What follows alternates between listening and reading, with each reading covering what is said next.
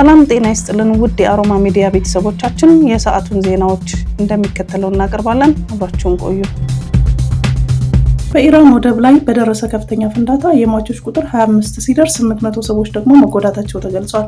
ፍንዳታው የደረሰው ቅዳሜ ጠዋት በደቡባዊ ባንዳር አባስ ከተማ አቅራቢያ በሚገኘው ሻሂድ ራጃኢ የንግድ ወደብ ላይ ነው። በአደጋው በአቅራቢያው ያሉ ህንፃዎችና መኪናዎች ጉዳት የደረሰባቸው ሲሆን በአደጋው ህይወታቸውን ካጡትና ከተጎዱ ተጨማሪ 6 ሰዎች የደረሱት አለመታወቁ ቢቢሲ ዘግቧል። የአየር ላይ ምስሎች ቢያንስ 3 አካባቢዎች በእሳት መያዛቸውና የኢራን ሀገር ውስጥ ጉዳይ ሚኒስቴር ከጊዜ በኋላ እሳቱ ከአንድ ኮንቴነር ወደ ሌላ እየተዛመደ መሆኑን አረጋግጠዋል። አደጋውን ተከትሎ በአካባቢው የሚገኙ ትምህርት ቤቶችና ቢሮዎች ዛሬ ዝግ ሆነው እንዲቆዩ ትዕዛዝ ሰጥተዋል። የመንግስት መገናኛ ብዙሃን የአይን እማኞችን ጠቅሶ እንደዘገበው ፍንዳታው ከተከሰተ በኋላ የእሳት ቃጠሎ ተነስቶ ተቀጣጣይ ቁሶች ወደሚከማቹበት ኮንቴነር ተዛምተዋል። የኢራን ፕሬዝዳንት ማሱድ ፔዜሽኪያን የተሰማቸውን ጥልቅ ሀዘን ገልጸው ለተጎጂዎች ቤተሰቦች መጽናናትን ተመኝተዋል።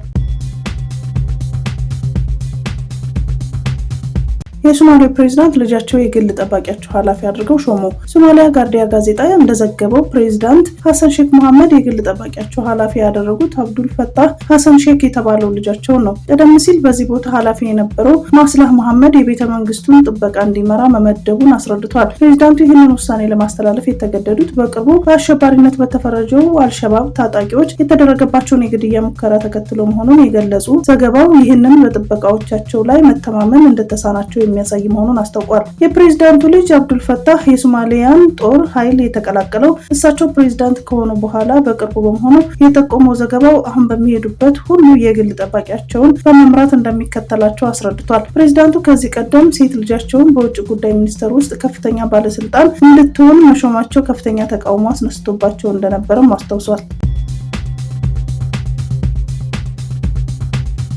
የትራምፕ ድርጅት ትራምፕ 2028 የሚል ጽሑፍ ያለባቸውን ኮፍያዎች ለሽያጭ አቀረበ። ይህ ኮፍያ በኦንላይን $50 ሽያጭ ላይ የዋለ ሲሆን የትራምፕ ልጅ የሆነው ኤሪክ ትራምፕ አድርጎት ታይቷል። የዚህ ኮፍያ ለሽያጭ መቅረብ ትራምፕ ለሶስተኛ ጊዜ የፕሬዝዳንትነት የመወዳደር እቅዳቸውን ለማስተዋወቅ የታቀደም እንደሆነ ተገልጿል።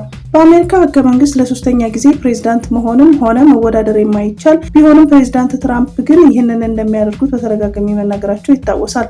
በርካታ የሪፐብሊካን አባላት ይህን ሀሳባቸውን እንደ ቀልድ እንዳዩት ሲገልጹም ተስተውሏል። ይሁንና ትራምፕ ከኤንቢሲ ቴሌቪዥን ጋር ባደረጉት ቃለ ምልልስ እየቀለድኩ አይደለም፣ እኛ በህዝብ ተወዳጅ ስለሆን ህዝብ ከፈለገው እናደርገዋለን ብለው ነበር። ዛሬ ይህ ትራምፕ 2028 የተሰኘው ኮፍያ ለገበያ መቅረቡ ፕሬዝዳንቱ እየቀለዱ አለመሆኑን የሚያሳይ ነው ሲል ዘሂል ዘግቧል።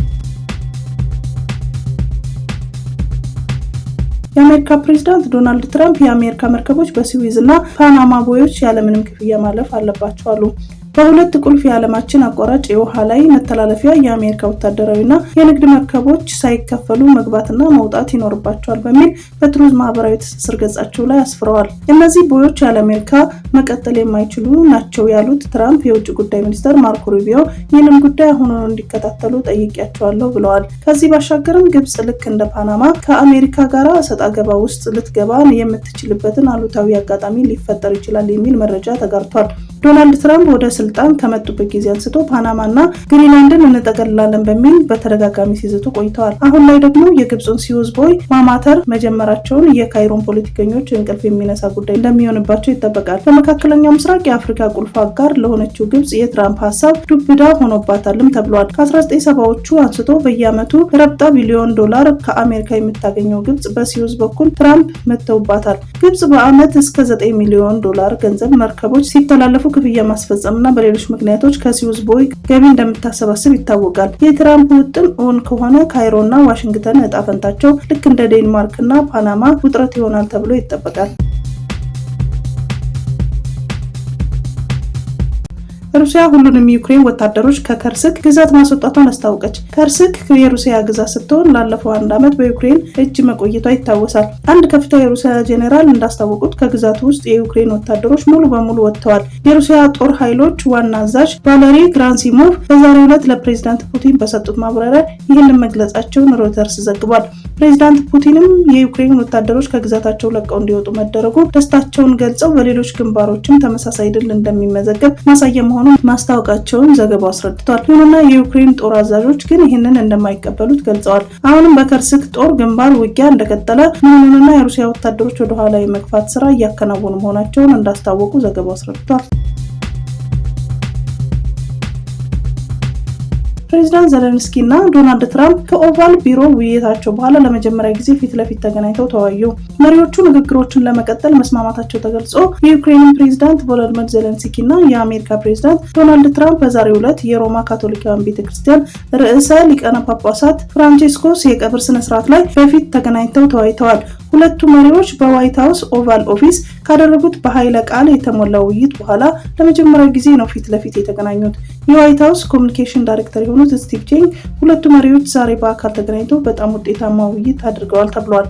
አሜሪካ በዩክሬንና ሩሲያ መካከል ሰላምን ለማስፈን የምታደርገው ጥረት እንደምታቋርጥ ስትዝት የቆየ ሲሆን ፕሬዝዳንት ዶናልድ ትራምፕ የዩክሬንን አቻቸውን ቮሎዲሚር ዘለንስኪን ሩሲያ ክሪሚያን እንድትቆጣጠር ዩክሬን እውቅና አትሰጥም በማለት የሰላም ድርድሩ ላይ ጉዳት አድርሰዋል ሲሉ ወቅሰዋል። ነገር ግን የሩሲያ ፕሬዝዳንት ቭላዲሚር ፑቲን እና የትራምፕ የዩክሬን ተወካይ የሆኑት ስቲቭ ዊትኮፍ አዲስ ውይይት ካደረጉ በኋላ ትራምፕ ዩክሬንና ሩሲያ ለስምምነት በጣም ቅርብ ናቸው ሲሉ አስታውቀዋል። ይህም ተከትለው ፕሬዝዳንት ዘለንስኪ እና ትራምፕ በዛሬው ዕለት የሮማ ካቶሊካውያን ቤተክርስቲያን ርዕሰ ሊቃነ ጳጳሳት የቀብር ስነ ስርዓት ላይ በቅዱስ ጴጥሮስ በአደባባይ ተገናኝተው መወያየታቸውን የሚያመለክቱ ፎቶግራፎች ተለቀዋል። ከዚህ በተጨማሪ መሪዎቹ የብሪታንያ ጠቅላይ ሚኒስትር ኬር ስታርመርስ እና የፈረንሳይ ፕሬዝዳንት ኢማኑኤል ማክሮን በጋራ በመወያየታቸው የሚያሳዩ ምስሎች ተለቀዋል። በዚህ ሁለቱ መሪዎች በዩክሬን ያለውን ጦርነት ለማቆም ስምምነት ላይ ለመድረስ አመርቂ ውይይት ማካሄዳቸውንም የዋይት ሃውስ ኮሚኒኬሽን ዳይሬክተር የሆኑት ተናግረዋል። የዘለንስኪ ቃል አቀባይ በበኩላቸው ውይይቱ 15 ደቂቃ ያህል የፈጀ እንደነበረ የገለጹ ሲሆን መሪዎቹ ንግግሮችን ለመቀጠል መስማማታቸውን ገልጸዋል። ይህን ውይይት ተደራዳሪ ቡድኖች በማደራጀት ላይ እየሰሩ መሆኑን ቃል አቀባዩ መናገራቸውን ሲኤንኤን ዘግቧል። በደቡብ አፍሪካ 4 ኢትዮጵያውያን በቁጥጥር ስር ዋሉ። የቡተንክ አካባቢ የተለያዩ ግብረ ኃይሎች ያደረጉትን ዘመቻ ተከትሎ እነዚህ ኢትዮጵያውያን በቁጥጥር ስር የዋሉት ከቁማር ጋር በተያያዘ ነው። 4 ኢትዮጵያውያን በህገወጥ መንገድ ቁማር ሲያጫውቱ መገኘታቸውን የገለጸው ፖሊስ ከዚሁ ጋር በተያያዘ 28 የመቆጣጠሪያ ማሽኖችንም እንደተወረሱ አስታውቋል። ኢትዮጵያውያኑ በ1995 በወጣው በቡተንግ የቁማር ህግ አንቀጽ 4 መሰረት በህግ ተጠያቂ እንደሚሆኑ አስረድቷል። የሱዳን ወታደራዊ መሪ የሆኑት ጄኔራል አልቡርሃን በጦርነት የተጎዱ ቤተሰቦችን የሚረዳ ፈንድ አቋቋሙ። ይህ ፈንድ ዛሬ ይፋ በሆነበት ወቅት ባደረጉት ንግግር ለሱዳን ብሔራዊ ክብር ሲሉ ህይወታቸውን ላጡ ጀግኖች ሀዘናቸውን ገልጸው ቤተሰቦቻቸውን መርዳት እንደሚያስፈልግ አሳስበዋል። ፈንዱ በተጨማሪም በጦርነት ንብረታቸው ለወደመባቸው፣ ለተፈናቀሉና በስደት ላይ ለሚገኙ የሚውሉ እርዳታ እንደሚያሰባስቡና እንደሚሰጡም አስታውቋል።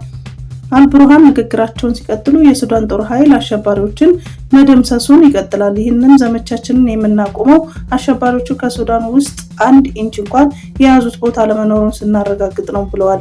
ጨምሮም የፈጥኖ ደራሽ ኃይሉ አባላትና ደጋፊዎች ተገቢውን ቅጣት ያገኛሉ፣ ለዚህ ደግሞ እርግጠኛ ነኝ ማለታቸውን ሱዳን አባ ጋዜጣ ዘግቧል። ከጅቡቲ የሚባረሩ ዜጎችን መመዝገብ መጀመሩን በዚያው የሚገኘው የኢትዮጵያ ኤምባሲ አስታወቀ። ኤምባሲው ዛሬ ባሰራጨው መረጃ በህገ ወጥ መንገድ የሚኖሩ ኢትዮጵያውያን ጅቡቲ ለቀው እንዲወጡ መመሪያውን ማውጣቱን አውስቶ በዚህ መሰረት እነዚህ ኢትዮጵያውያን ከዛሬ አንስቶ መመዝገብ መጀመሩን ገልጿል። በጅቡቲ በሚገኘው የኢትዮጵያ ኮሚኒቲ ማህበር አዳራሽ ውስጥ ምዝገባው መጀመሩን ጠቅሶም ፈቃደኛ የሆኑ እንዲመዘገቡ ጥሪ አቅርቧል። ምዝገባው በሚቀጥለው ቀናትም እንደሚከናወን አስረድቷል።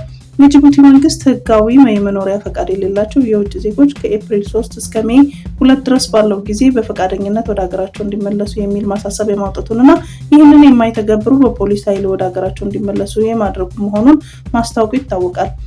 ይህ ቀነ ገደብ እንዲራዘም በጅቡቲ የሚገኘው የኢትዮጵያ ኤምባሲ ጥያቄ ቢያቀርብም ውድቅ እንደተደረገበት ከዚህ ቀደም መዘገባችን የሚታወስ ነው። ኤምባሲው ህጋዊ የመኖሪያ ፈቃድ የሌላቸውና በጅቡቲ የሚኖሩ ኢትዮጵያውያን ብዛት ያላቸው መሆኑን፣ ትምህርታቸው በመከታተል ላይ የሚገኙ ዜጎች መኖራቸውን፣ በንግድ ስራ ላይ የተሰማሩ ኢትዮጵያውያን እቃዎቻቸውን አጣርተው መሸጥ ስላለባቸውና በተለያዩ ቦታዎች ተቀጥረው የሚሰሩ ዜጎች ያልተከፈላቸውን ውዝፍ ደሞዝ ስላለና በፍርድ ቤት ያላለቀ ጉዳይ ያላቸው ዜጎችም መኖራቸውን ከግምት ውስጥ በማስገባት የጅቡቲ መንግስት ኢትዮጵያውያን ወደ ሀገራቸው የሚመለሱበትን ቀነ ገደብ በ3 ወር እንዲራዘም ጥያቄ አቅርበው ነበር።